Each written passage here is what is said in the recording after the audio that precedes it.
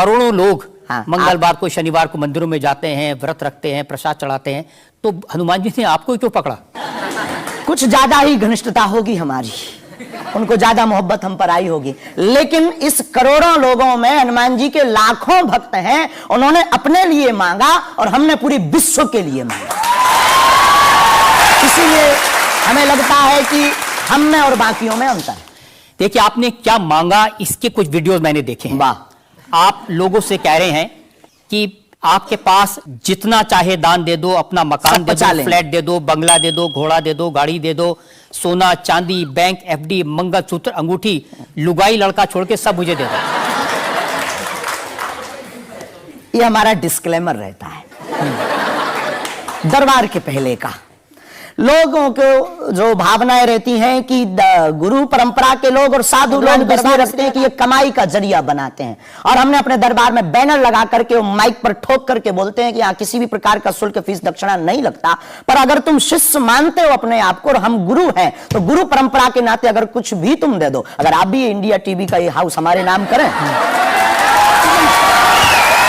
हमें कोई दिक्कत, और लेते भी हैं। लेना बुरा नहीं है, उपयोगिता बुरी है। लेकर के उसका सदुपयोग करते या दुरुपयोग करते, हम लेते हैं। कोई अगर देता है तो स्वीकार करते गुरु के नाते। हम उस परंपरा से हैं जहां अंगूठा तक दान गुरु को दे दिया जाता है, हम भी लेते हैं। कितना कमा लेते हैं? फिक्स कमाई नहीं है, क्योंकि हमारी कोई कंपनी या बिजनेस नहीं है। कोई चढ़ा जाता है, हमारे पास करोड़ों सनातनियों का प्यार, लाखों करोड़ों लोगों की दुआएं, हजारों संतों का आशीर्वाद, इतनी कोई हिसाब किताब तो रखता होगा ना कि कितना पैसा आया। जितने सनातनी उतनी कमाई, हिसाब आप लगाओ।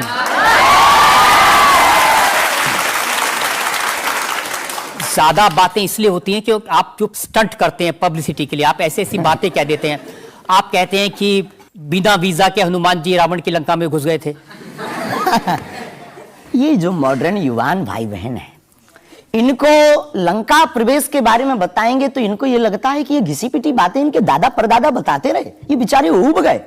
इनको कुछ ऐसा चाहिए कि उस अध्यात्म से। जैसे रावण ने मुझसे फोन पे बात की। हाँ बिल्कुल, हम वही बोलने ही वाले थे। लगता है आज हमारी शक्ति आपके पास पहुंच गई। तो हमें आपको समझाना है, रावण से फोन का बात का मतलब सबके अंदर रावण बैठा है। कोई ऐसा दुनिया में नहीं जो गलत कृत्य देख रहा, गलत कर रहा और सच जानते हुए चुप है, वो रावण की दृष्टि का आदमी। तो हनुमान जी लंका गए, इसको इन युवानों को कैसे जोड़े? इन्हें तो वीजा, पासपोर्ट, फॉरेनर ये शब्द पता है, तो इनसे कनेक्ट करने के लिए हमारा अध्यात्म इतना विशाल और इतना अथाह है कि उसमें कुछ भी आप डाल दो। आप सोच रहे कि आपको अध्यात्म पता है, इनको नहीं पता। इस देश की जनता को आपसे ज्यादा अध्यात्म पता है। ऐसा हमने नहीं कहा। हमें अपने वो अपने में श्रेष्ठ हैं, हम अपने में अब जो कोशिश कर रहे हैं विद्यार्थी, हमने ऐसा कभी नहीं कहा कि हम श्रेष्ठ हैं, और ये आरोप हमें नहीं लगता कि ठीक है। आपका ये कहना कि मेरे पास एक गधा है जिसमें वाईफाई है और वो प्लेन में भी वाईफाई चलता है, ये मजाक की बातें नहीं है। लोगों की दृष्टि से, भावनात्मक दृष्टि से देखा जाए तो ये बहुत गहरा विषय है। मजाक की दृष्टि से अगर कोई देखेगा तो देखो, जाकी रही भावना जैसी प्रभु मूलत देखी तिन तैसी। भगवान की कोई लीला को सिर्फ रास लीला को उठाते हैं, लेकिन हम तो महाभारत भी उठाते हैं।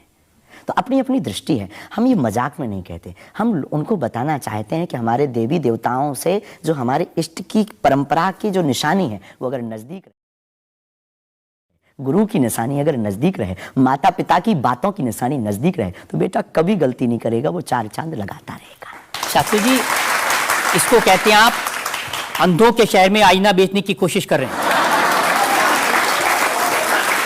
ऐसा हमारा भाव नहीं है, अपितु हमारा भाव ये है कि उस केवल वाईफाई को हम बताते नहीं, उसकी दरबार में आने वाले लोगों को उसकी महिमा का अनुभव भी कराते हैं। तो फिर वो जो बात मजाक की है ना, वो फिर अध्यात्म, आस्था, ईश्वर से जुड़ करके नास्तिक भी आस्तिक बन जाता है।